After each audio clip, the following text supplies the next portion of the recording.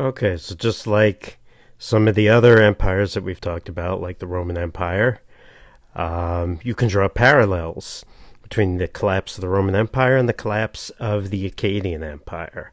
And we'll see that. One of the causes that's cited, especially that was cited by scholars early on, before the use of scientific techniques in archaeology, was the Gutian invasions, because the cuneiform documents in the history talks about the Gutians, who were considered to be barbarians by the southern Mesopotamians. They were a hill tribe people from the Zagros.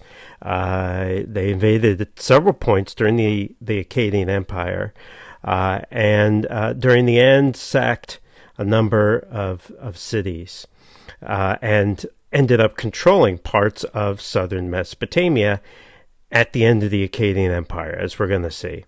Of course, the southern Mesopotamians, the Akkadians, had a very negative view of the Gutians. You can see kind of dehumanizing them in this quote, not classed among peoples, not reckoned as part of the land, Gutian people who know no inhibitions, with human instinct but canine intelligence and monkey features. So you get the idea they didn't really like them. And it's similar to Greek and Roman attitudes to people outside of their sphere. Most of you probably know that the term barbarian comes from the Greek sort of imitating the language of the people who were not speaking Greek, right? They said it was bar, bar, bar, bar. That's what it sounded like to ancient Greeks, hence the term barbarian. There were also internal problems. As you saw, there's assassinations, instability, but also, just like the Roman Empire, there was overreach. There's sort of an expansion, continuous expansion, and then just the inability to support the size of the empire, the complexity of the bureaucracy and the administration, etc. Right? With the Roman Empire, it's obviously complex, and with the Akkadian Empire, it's complex. We know that the Visigoths sacked Rome, but that was not the end of the Roman Empire. Within Mesopotamia, there are these kinds of forces of it's sort of tension between city-states, and then forces that try to sort of unite all of the city-states. As we're going to see, after this point, we do get periods of empire, and the empires successively become larger and larger. But there was such a long period of independent city-states that something like that would be very hard to crack or break or replace. And so a lot of people think that the sort of tensions within the empire were too strong. Since the Uruk period, these different cities and large towns were independent. So it was not very easy to try and unite them or force them into some sort of unification under an empire. Now, the cuneiform tablets later on point to a specific cause, and that is religious, and it has a lot of similarities to the Bible later on.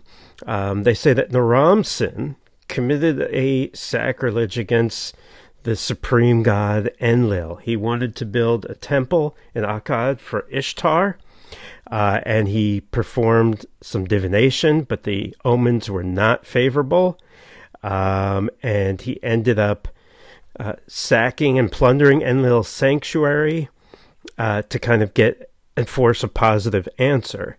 So, according to the religious views of the Sumerians, Enlil was the one who punished everybody, the Akkadian Empire, for the sins of Naram-Sin. Right? So, Enlil uses the Guti from the mountains to basically wreak his justice or punishment on the Akkadian Empire, which is a lot like what you read in the Old Testament, where the Israelites might suffer at the hands of another group because Yahweh is using them to punish the Israelites for some sins they've committed, such as worshiping other gods or images or things like that. So we also know that, like we said before, the Akkadians put in loyal subjects in positions of power, but a lot of the times they were just using the kings of those city-states as essentially the governors. And while this made things a little bit easy, it also reminded people probably of the independence that they once had. So that also might have been kind of a force pulling things apart within the Akkadian Empire. We also know that this was a period of collapse. We know this was a period of abandonment in some parts of Syria, especially along the region that we call the Chabur, which is where Tel Brak and Tel Leilan are. So those two sites that we talked about that were sort of these administrative outposts. Well, here you can see during the Akkadian period, we see number of sites like Brak and Leilan and some other medium-sized sites. After the Akkadian period, you see a sharp drop in those larger sites in that area. But later on, during the period of Hammurabi, as we're going to see, you have a real infilling of the land and a real increase. So the end of the collapse of the Akkadian Empire is by no means the end of the story. It's kind of a blip in the history, right? That is, here you can see, the sort of increasing size sites in this early dynastic period, then integration under the Akkadian period. And this is what Mario Liverani was talking about, right? This is from before the Akkadian period, and this is during the Akkadian period, in terms of the size, the hectares occupied. And you actually see a slight decrease. Right? You would expect, if this was such a large empire with real control, according to archaeologists like Mario Liverani, you would see a big increase in the Akkadian period in terms of the size of the sites and even the number of the sites. But that's not what you see, right? It looks like they're sort of just integrating pre-existing sites, but not necessarily. You don't see any real difference in terms of the settlements. But then after the Akkadian Empire, you do definitely have a sharp decrease in this area. But then later on, during the time period of Hammurabi, as we're going to talk about, you can see it almost doubles in size from the previous periods. Okay, why do societies collapse? This is something that is a topic in archaeology that obviously has a lot of relevance today. And it's interesting when you look at what people are interested in studying in archaeology. A lot of times it reflects what people are interested in during that current time period, or that time period when the archaeologist is doing the work. So, in the 70s and 80s, not surprisingly, people were interested in looking more at gender in Mesopotamian archaeology. Since the 2000s, people have become more and more, and even a little bit before, people have become more and more interested in understanding why societies collapse. If you've taken Origins of Civilization with me, you know that I spend a lot of time focusing on that, and I feel that if we learn about ancient civilizations collapsing, we could use some of those lessons potentially to prevent the collapse of our own civilization. But many people, in terms of the Akkadian Empire, see it as relatively straight cut and clear and very straightforward. Other people see it as more complex. And this goes with other collapses too. So, when you look at why societies collapse, people point to things like invasions or rebellions, overextension, different, problems with scale. But also, people today tend to look for evidence of climate change. And Harvey Weiss, who was working at Tel Eilan, is really one of the first people working in Mesopotamia. This is something that's actually been looked at for the Maya collapse in Central America, droughts and climate change as a potential source of the collapse of the Maya.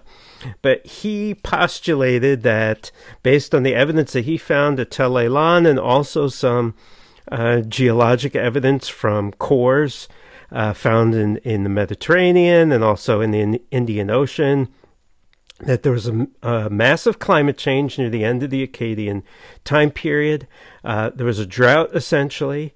From his excavations, he sees a decrease in earthworm activity, actually, during the Akkadian period, which indicates drought. Also the dust and the soil micromorphology. You see more aeolian dust, which is wind-blown dust in the site. And also some of the, as I said, the core work from other areas, to him, points to a massive collapse in that region. And he thinks that people would have packed up and left places like Leilan, and they would have moved southward. And the migration of people southward would have put so much stress. So here's Tehran, you can see up here. People moving down to the core of the empire would have put so much stress on the empire that it essentially would have collapsed. When we're talking a collapse, what we're talking about is the administration, the political centralization, the leadership, right? We're not necessarily talking about millions of people dying. We're talking about a decrease in social complexity, right? Going from empire back to independent city-states. When we talk about collapse of states, it's usually the abandonment of cities and then people returning to villages. So that's what's collapsing. In 1993, when he came out with this was pretty big news. But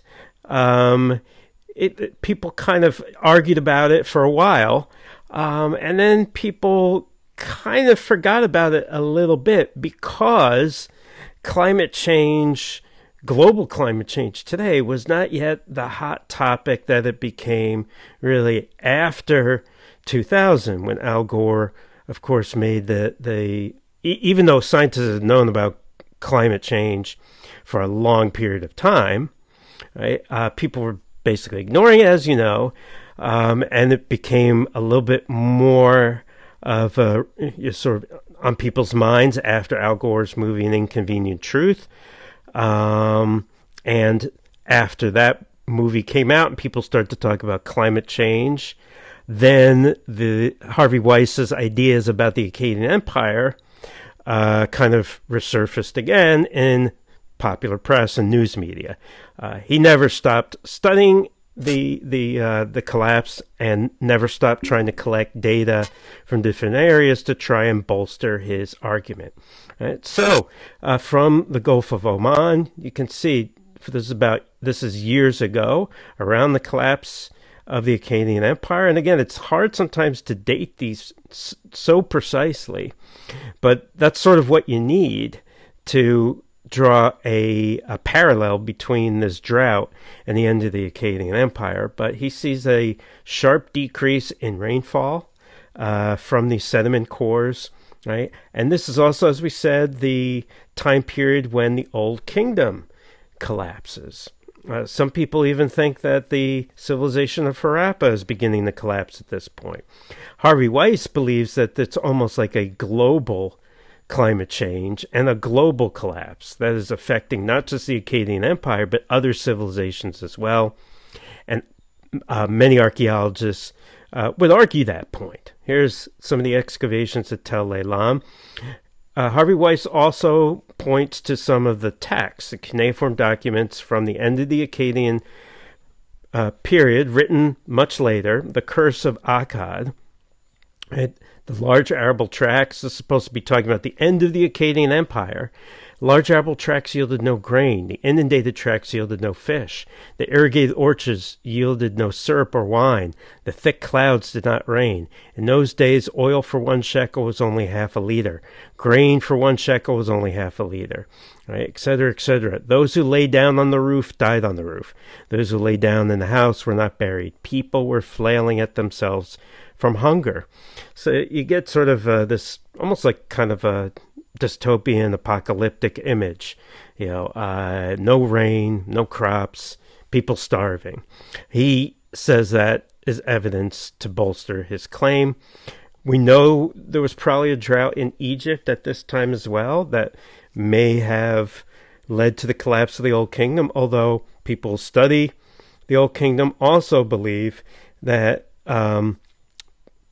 political problems were also at work. That is, you had a pharaoh who ruled for a very long time period and was weak by the end, and local rulers had assumed more and more power. Right? So for Harvey Weiss, it's very clear. Climate change spelled the end of the Akkadian Empire. For many other people, it's complex. It's multiple reasons and multiple factors, and you can't just point the finger at climate change.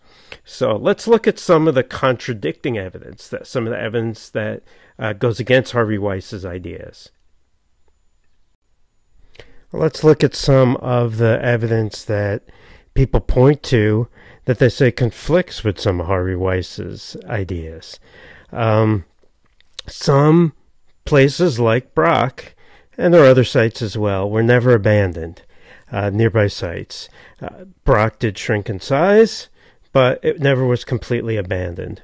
Also, it looks like there were hoards of precious metals and lapis objects buried in houses that implies that the people who buried them were planning on returning after not that long a period of time.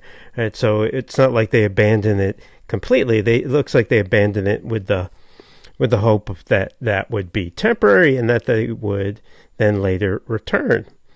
Post-Akkadian collapse, there are still some administrative buildings built at some sites. Some cities remained large, so didn't even shrink at the end of the Akkadian period, and were thriving in northern Mesopotamia. Some shrank, but kept important buildings like the temples. In this part of the Chabur, this area around Leilan and Brock, many archaeologists believe there's a shift from agriculture to increasing pastoralism that may not be caused by climate, but may be caused by something else. People sort of leaving these larger settlements, going back to smaller settlements, and also becoming more pastoral. That is, herding animals like sheep and goat, on the landscape, and doing that because it was more profitable and more productive at this specific time period than farming. And also less hierarchical power, so less of a need to be in cities, less control by kings. So it's sort of a period of moving back to kind of a simpler political organization.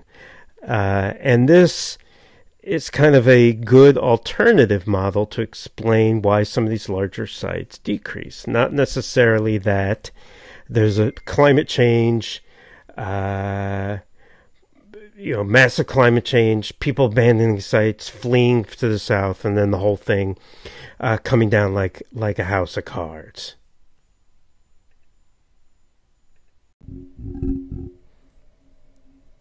So there's also no evidence of mass refugees to southern Mesopotamia either. We don't see a sudden uptick in the population of southern Mesopotamia, and if Harvey Weiss is correct about his theory, then that's what you would expect. So there are a number of archaeologists who believe that his theory to explain the collapse of the Akkadian Empire is a little bit too simplistic, and also that there's a lot of evidence that conflicts and contradicts his theory. It's hard to line up some of these climatic events with historical events. Also, taking cores from places like Oman and other areas may not necessarily be completely accurate climate reconstructions for northern Syria. That's what some other archaeologists have said. One piece of interesting piece of the puzzle comes from satellite photos. You probably know from your archaeology classes or other classes that more and more archaeologists are using declassified satellite photos where you can actually see things on the ground more clearly than you could from just aerial photos from an airplane. For example, things will show up under different wavelengths of light that would be invisible from average, ordinary wavelengths of light that you would see from an airplane. For example, you can see these tracks. Here's a tell in northern Syria, and you can see these kinds of lines radiating out from the tells. Right, here are two tells, and you can see the lines sort of radiating out from them. Now, these are called holloways. These are not built roads.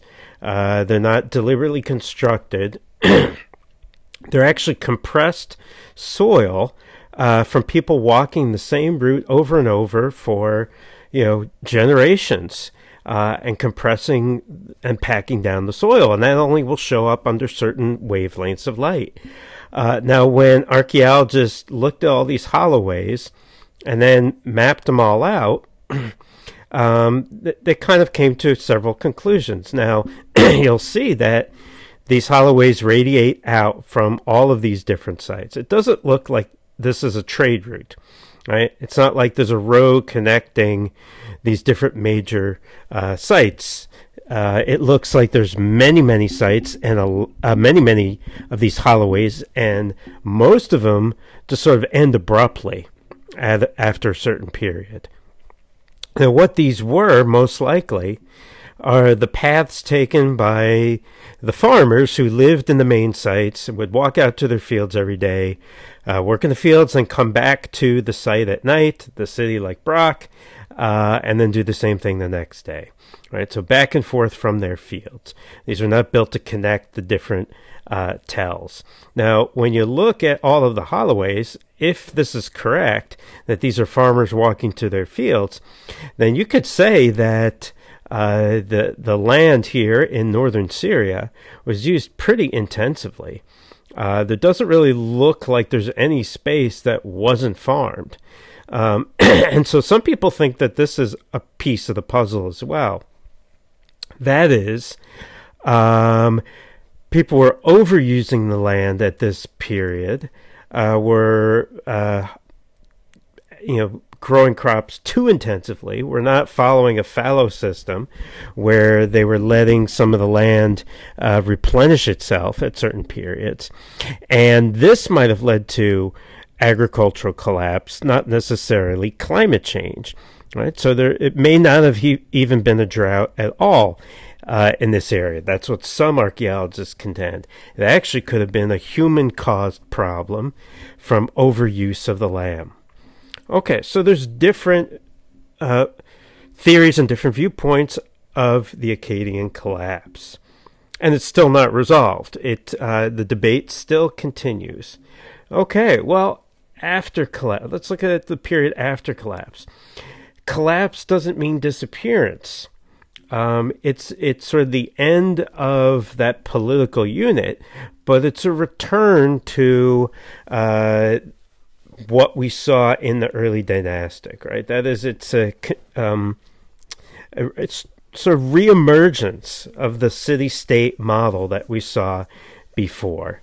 Also, the Akkadian Empire had an impact on politics, on myth, and on culture. So later kings, as we're going to see, in the Old Babylonian period and then into the Neo-Assyrian Empire, they inherited the ideology of the Akkadian kings, especially sort of the military aspects.